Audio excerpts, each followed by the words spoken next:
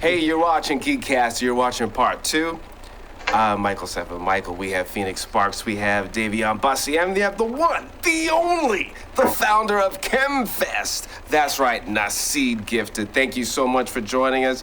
Now this is part two. We left off at an interesting moment because you were talking about something that I'm excited about, which were the defenders, right?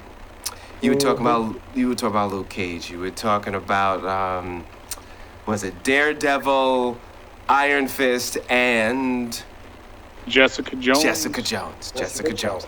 Now, you know they're doing a Daredevil, same actors, but clean slate, as if that other show didn't exist. So This new season will be episode 1. That is amazing. It's almost like they pressed a reset button. I'm super excited because I'm glad they didn't recast. Go ahead. Yep. The only thing about it is they only confirmed Daredevil and, from what I'm hearing, Jessica Jones. They didn't confirm Iron Fist, and they didn't confirm Luke Cage. I don't think those two are going to happen. I honestly don't think that. Definitely not Iron Fist. I don't. Yeah. There was a lot. I would like him to come back and prove that he could do it because he got a lot of slack, the actor that played Iron Fist, and I don't think it's all to blame him. I mean, it's like the writers or directors. But then there was rumors he really couldn't pull off a lot of the martial arts. So, and then, the Luke Cage, he's doing so many projects. Like, does he want to go back to that? It would be great if he did. Right. I liked him as Luke Cage. Some people didn't. I don't know. I thought it was cool. I mean, what did you guys feel about it? The original casting. I thought he did a phenomenal job. I mean,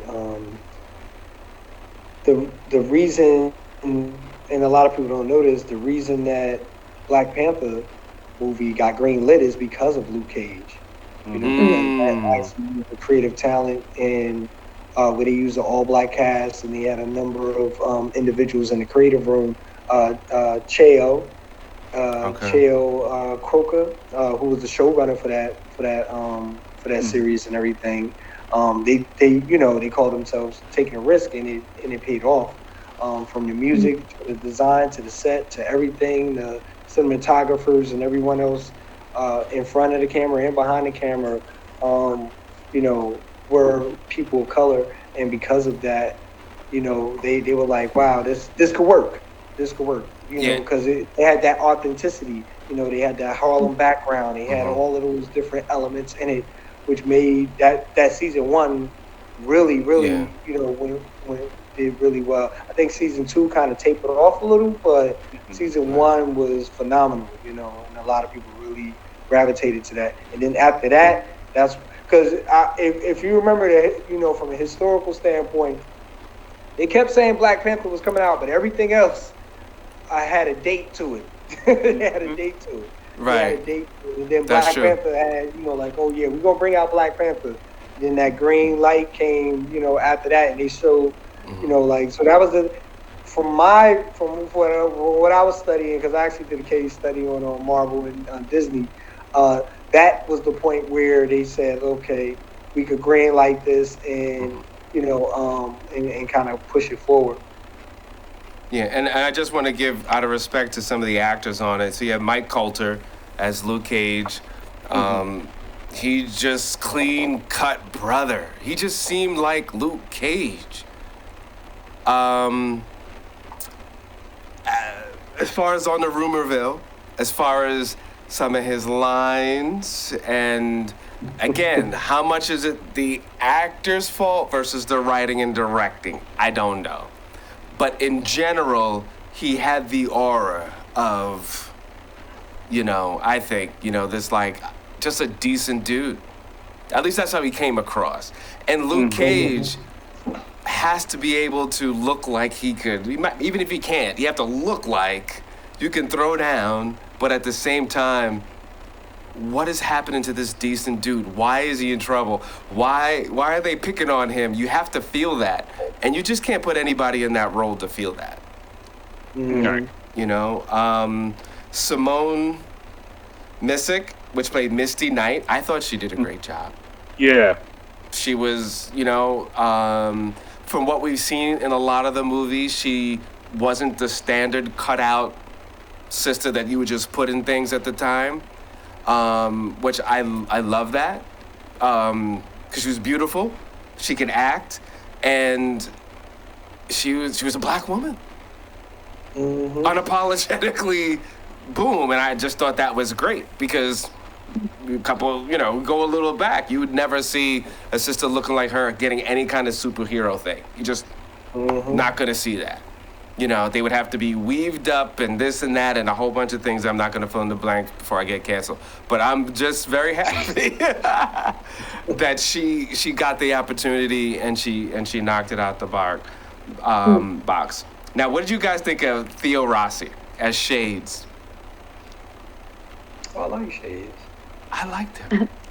I like Shades. I like Shades' character. Phoenix, you started blushing. You thought it was cute. What happened? Yeah. Oh, nothing. I'm just. I actually haven't seen half of what you have mentioned. I'm just kind of listening, and I've noticed that the roles or films you all have pointed out, and I would say it's a continuing trend going forward, is the authenticity, right? Thinking outside the box, being true to oneself, because as it's been of like the last several years where social media has been on the rise, people have overproduced and overpolished this version that's kind of, it's fake, it's inauthentic, and I think people are over it. And so we're seeing things swing the other way of people trying to go back to being different. And how do you be different? You just be yourself. So actually, that's a great point of the polish, because there's nothing like shooting in the area you're actually trying to represent rather than just rushing to a studio or like taking a little town in Iowa and be like, this is Brooklyn. Like, no, it's not. No, it's not. So I really appreciated them actually shooting in Harlem, and going to like the cool little spots that really actually it goes back to the earlier show that we did not see, where talk about like building, like getting youth and putting them in position and building. I thought that Luke Cage was really good because it highlighted a lot of artists that we forgot about. They're like, oh wow, you still alive, And then as well as it helped a lot of businesses because, they shot by Harlem Shake. They shot by Rooster. They shot by Corner Social. These are spots that if you're a New Yorker, especially, hanging out or living in Harlem, everywhere I just mentioned. And it was so nice to see a show kind of energized the community, even though it's just a show. And I think every show should do that, especially in the Marvel universe, because pretty much everything that happens in the Marvel universe happens in New York, except for Miss Marvel, which was in Jersey City, but they did kind of shot it in Georgia. Oh, really? Yeah. Oh, see, this is what I'm talking about. Yeah, Georgia and Iceland. Wow, boo. At least give Jersey props and shoot in Jersey. They did? Okay. Yeah. Okay, a little bit at least. Okay. Anyway, I digress. That was a good show. So, I don't know. Wait. I'm going to pause you right there. Did you say Miss Marvel was a good show? No, I did not say that. Oh, okay. I'll just have to make sure. You ain't finished watching it, did you? So, Phoenix, what is on your watch list since our last show? What have you checked out, whether shows or trailers or series? As y'all know, this is fall time. It's start of a new semester for me, so I haven't really been on it. I will say I have watched a couple of things since, but they're completely outside of the Marvel, DC Cool. Hit stuff. us with it. I started catching up on Ozark. I love that show. It's so awesome. It's very reminiscent of Breaking Bad. I think anyone who loved that will love this. And then additionally, I decided to watch Breakfast at Tiffany's because it's a classic and I've heard people talk about it. And finally had a chance to sit down and watch it in chunks, right? So those are the only things I've had a chance. What is Ozark about? Ozark. So it's essentially this guy, he works in finance and he has a family, but he's involved in some nefarious ventures on the side that can be quite lucrative. And before you know it, he's in over his head laundering money for the cartel. And they have to move out to the middle of nowhere, aka the Ozarks is the name of the location. And you just follow their journey over the seasons, and there's some violence, some darkness, and some suspense, and really complicated web of plot and character development. But yeah, other than that, I've been paying attention to some techie stuff. Cool. What you got in the tech world for us? Have you heard of Amica, the robot, the humanoid robot? Amica? Is that not supposed to be like the number one robot in the world? No. Number one? Because there was one that two women made that's supposed to be the most intelligent.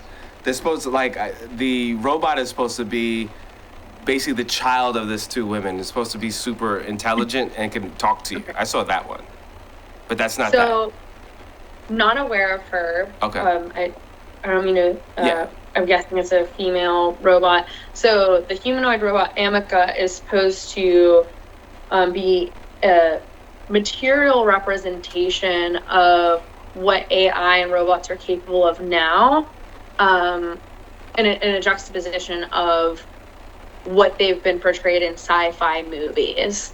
So she has been intentionally made to look like, iRobot style, which for better or for worse, I think has freaked some people out.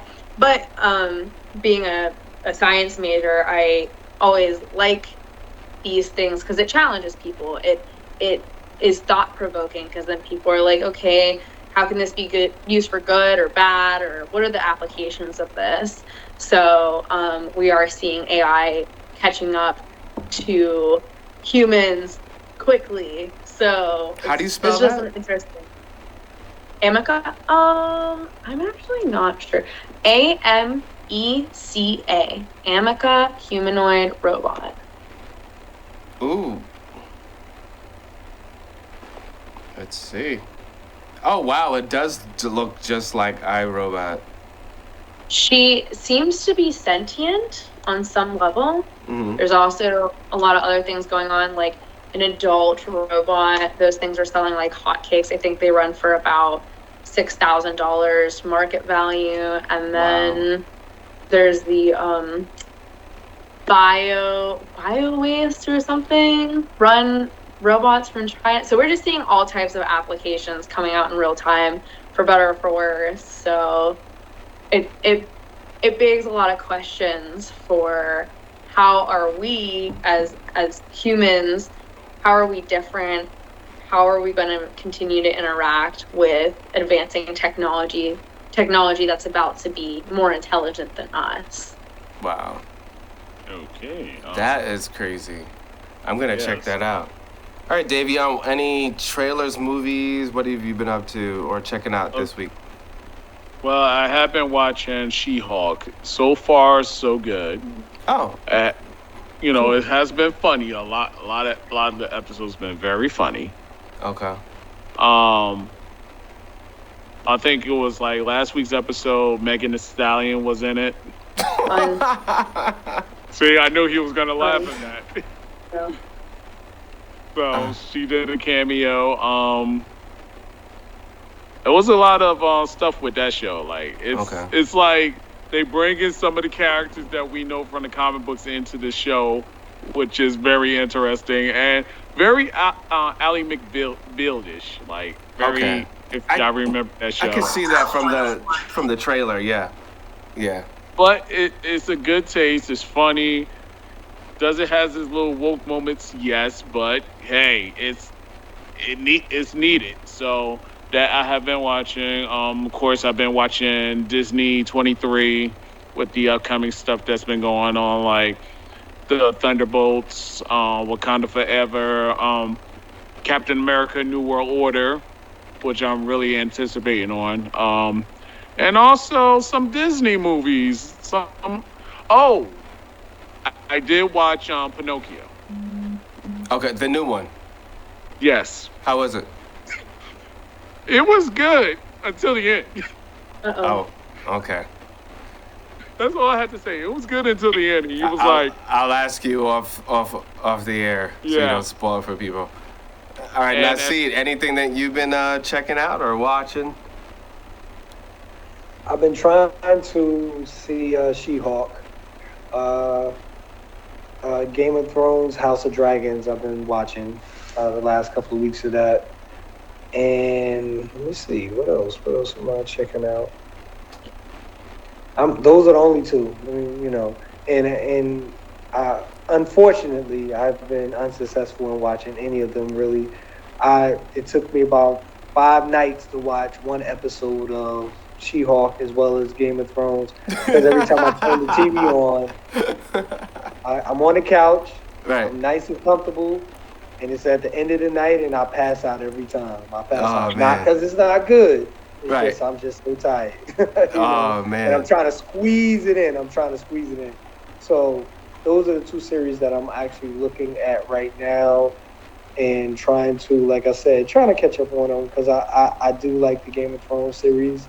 And House of Dragon seems like it's a nice continuation or a nice prequel to the story. And then She-Hulk, I mean, I know Dayveonne is saying it's funny. I haven't gotten into it yet. I'm trying. I ain't get to episode 3, so I ain't see Megastar. okay, it gets better. I ain't get to that one yet. I got through episode 1, episode 2. You Mhm. know, it took me like 5 nights to get through episode 1. You know, and my fault is I keep starting from the beginning because I know I ain't really watch it at all. so Gotcha. that's where I'm at with it. Cool. And I've been trying and I to. would like- Oh, go ahead. Mhm. I would like to add one thing, and I think this should be a discussion. The live action Little Mermaid. Yeah, I'm excited to see it. I mean, okay, she's black. I mean, like, okay, she's black. Yay. Yay.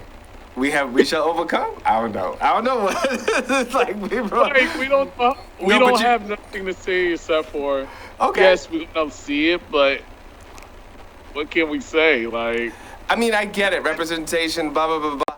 I just hope it's good. I just hope they put a sister in something that's banging. Like, let it, don't get me started with Lion King. Yeah, I don't want her to be a sacrificial lamb. Like, yeah, we gave you something now.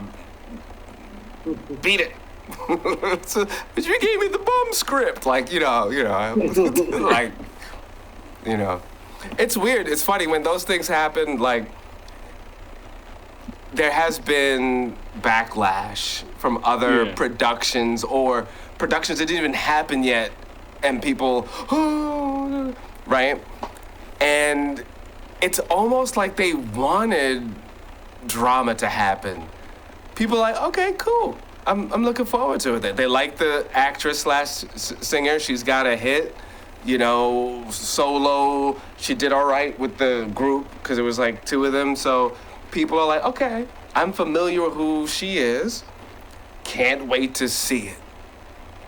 I still don't know. And it's who almost she like is. they want more of a reaction. Like they want people to say, or I don't know. Yeah. Do I people still care? I don't know. I still don't know who she is. I'm not emotionally moved, but I'm happy for her, and I can't wait to support it and to see what it is. So officially, I have no comment. I still don't know who she is. You don't know who she is? No. Oh, You hear me saying this multiple times. I still don't know who she is. Yeah, she's a singer. Oh, okay. She's a singer. She's got You know what it is? She has a song out, and the song, she sounds like she's somebody else. Because it was a hit, and I thought it was somebody else that was singing it. And I was like, oh, wow. They play that song a lot. Now, mind you, can I sing the song right now? No. So, I don't know what that means, but... Remember back in the... I know this is random. This is GEEKCASTER. Remember back in the day when a song was, like, huge? Oh, everybody could sing the song? If you didn't like the song, you knew the song? Right. Mm-hmm. Because they were good songs. And I'll leave it at that. Pretty much. They didn't play it till it got into your subconscious to like beat you down. Like, you gotta like this song. Gotta like this song. It's gotta be a hit. But I'm happy for her. That's cool. That's cool. Now, is the crab gonna be black? I'm done. I'm done. He has to still be Caribbean, That is facts. but like a real accent. Not the fake, I can't tell. You know, like, wait, where are you from? Wait, are you Scottish? Are you black? Like you gotta be like official, like a real, like, if you're gonna be Jamaican, be Jamaican. If you're gonna be from Barbados, be from Barbados. You know what I mean? Like, you gotta do it. Mike, show them how to do it. No, I'm just saying, I'm just saying, like, get someone authentic. So. You are authentic. Wait, true. But wait a minute, who's gonna play the dad? Is she gonna? Are we gonna give her a black dad? Idris Elba. Is he in it? That would be hot. I mean, I don't know. I just support Idris. He's just cool. Said it just for, Yeah. Now, see, did you have a reaction? Are you happy we have a black mermaid? Or? I mean, I'm not excited about it yet. You know, I haven't heard anything about it, but just hopefully they do a good project. That's where I'm at with it. Yeah. I hope we get to. I hope 5 years from now it's just like, yo, it's a great film. Like, we're not even caught up. Like, they cast that way too. Like, who's best for it, and that's it. Not like, well, we gotta fit this quota. All right, we gotta put some more. We gotta do. You know. Hopefully, we get to that point. That'd be nice from an artist standpoint. Like, just good stuff. Exactly. Yeah. So. Agreed. But it does make more sense than some, like, I have no color in my skin and have red hair in the middle of the Caribbean. Yeah, just He's killing himself. I'm just saying. This makes more sense. Disney.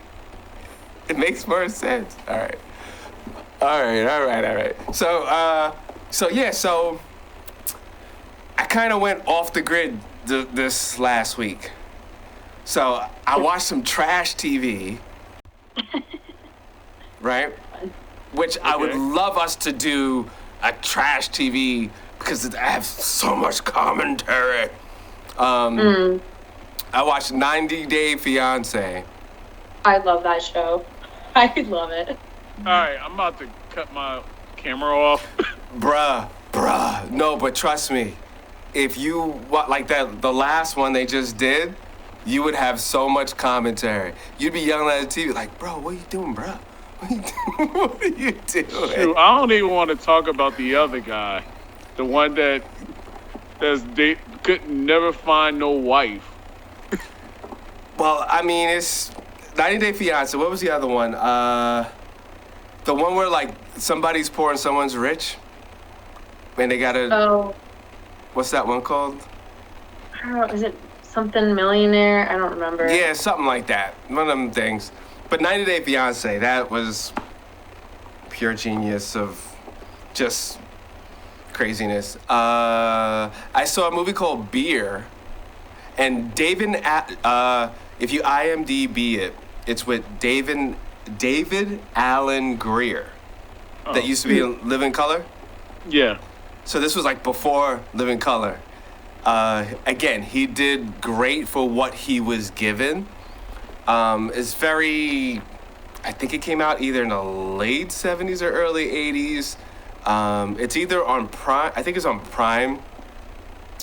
But the commentary of beer. Like the whole concept is like this guy owns a beer company and the sales are going down because Budweiser has all these crazy, amazing commercials and stuff like that.